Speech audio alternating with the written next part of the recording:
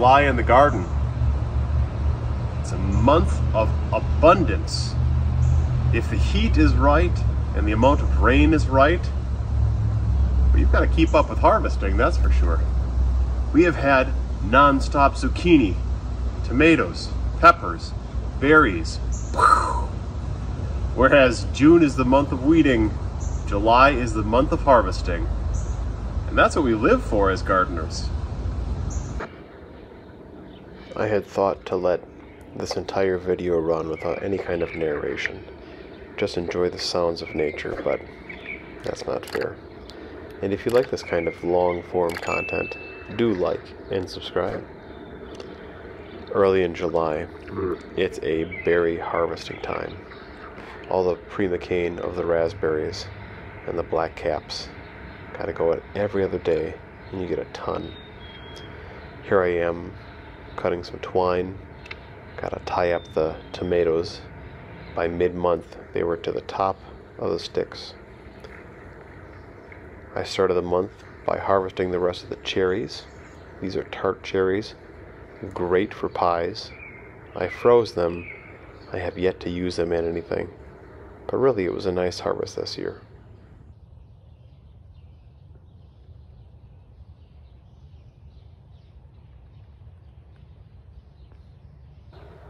Oh, that baby Arthur, he's a cutie. Thank goodness he comes out early with me. Early in July, the runners were coming on the strawberries, so it was time to weed that bed so that the runners could go uninhibited, find the bare soil, and dig deep. Really in June, I had let this bed go wild, and it took quite some time to clean the weeds out, but it was worth it. In another couple years, this bed should be full, probably 2027, and then it's really going to be a sight to behold.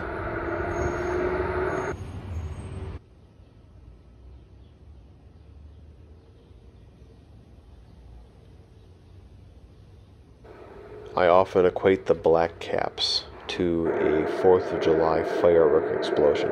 They just look so beautiful, like they're radiating out from the center. But so do the normal raspberries, they're pretty as well. And I'm so happy to have this hedge. My wife is just thrilled during this harvest season when I come in every morning with that colander full. Here I am cleaning out the rhubarb. I have 2 big plants, and at the beginning of July, I harvest about 80%.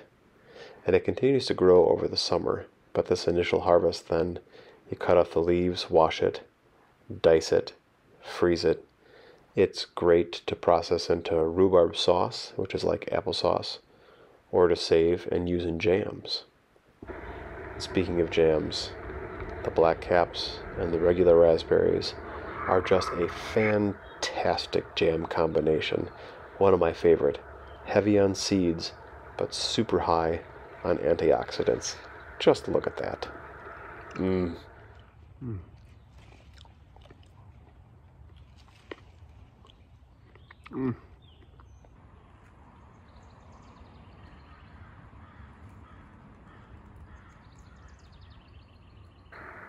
I realize that it seems like a lot. Literally a full wheelbarrow full.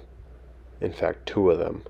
But I'm going to split my rhubarb this fall and have at least 3, if not 4 plants moving forward, because rhubarb is so good in rhubarb sauce, and it's a great additive to jam. It also works really nice when you're doing pulled pork. We've come to appreciate that. You substitute that for the onions and anything else, and it's nice and sweet. This month I harvested all of the currants and gooseberries. I didn't let a single thing go to waste. Here you can see me slowly picking up the branch. Just look at how loaded these are. Beautiful. My goodness. With the red currants, I made some delectable scones, and I made a really good Kuchen. My family's German. Kaffeekuchen in the afternoon. A nice, medium sweet coffee cake. Fantastic. Here we're harvesting the end of the snap peas. They made it through the middle of the month. And take a look at the zucchinis.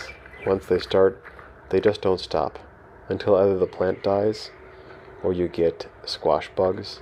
And so far, so good.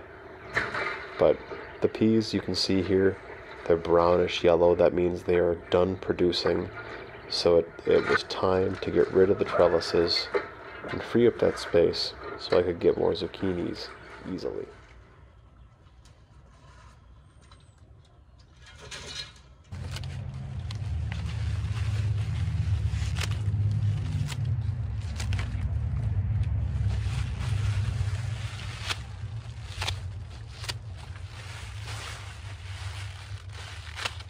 This is the point where we talk about the tool of the month.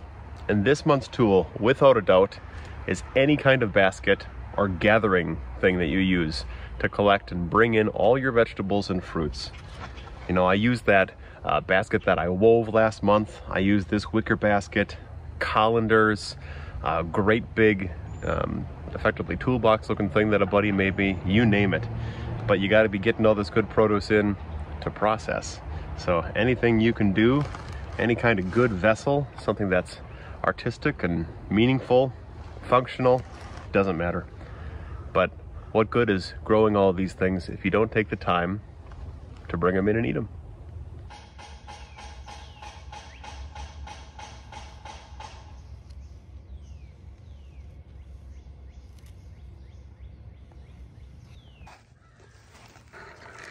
Mid-July was more of the same. Tons of zucchini, the end of the raspberries, the end of the currants, and just like every morning, it's beautiful. You see bugs like this beetle and bumblebees, lots of monarch butterflies, especially once the zinnias came into their own. But the best time to harvest these berries is early in the morning. Midday if it's too hot, the wasps, or the hornets really, can get bad. So it pays to do just a little bit every morning. I can't say that enough. Remember this, future Christopher. A little bit every morning goes a long way. That right there is manageable.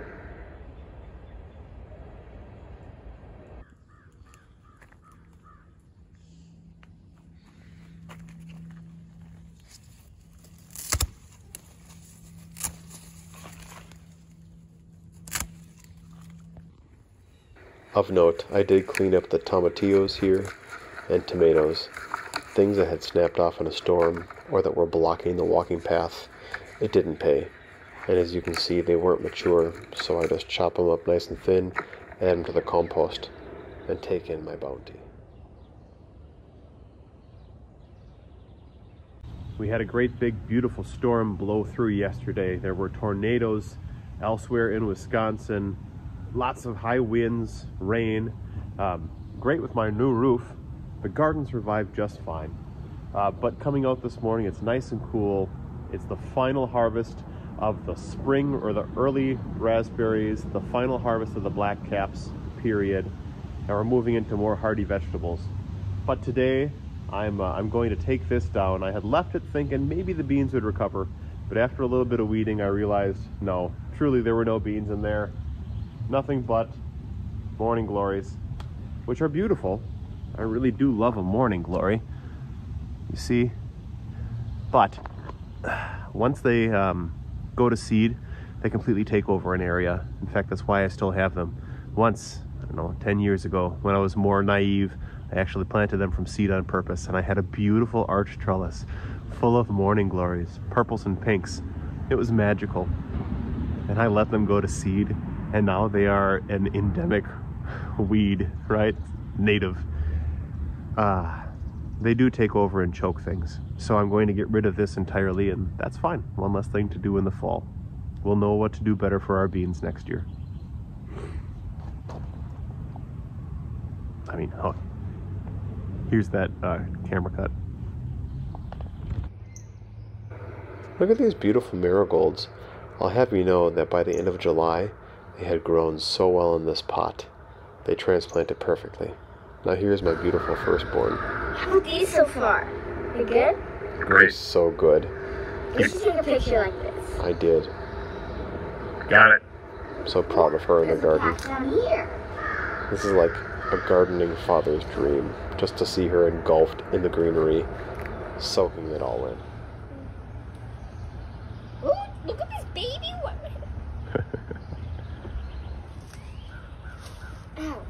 Ow. Okay, try again.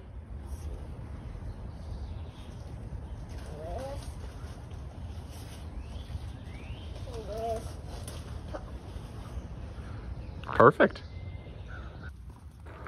Okay guys, real talk. Putting a compost pile in my garden was a game changer a couple of years ago, and I feed this sucker. Look at that smoke. You put your hand in there and it is hot. I am hot composting only in the garden, and it is legit.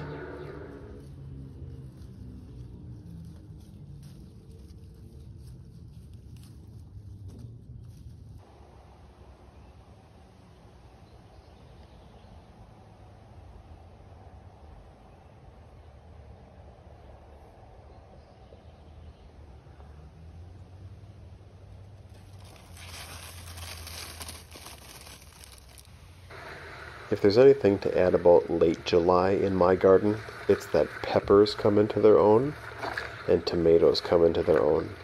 I've got a couple different varieties of pepper, some King Arthur, some banana pepper, mild jalapeno, and my tomatoes, lots of different varieties.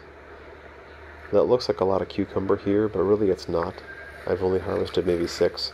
I think next year I'll just do 1 plant, maybe 2. And just take real good care of it. But boy, this is beautiful.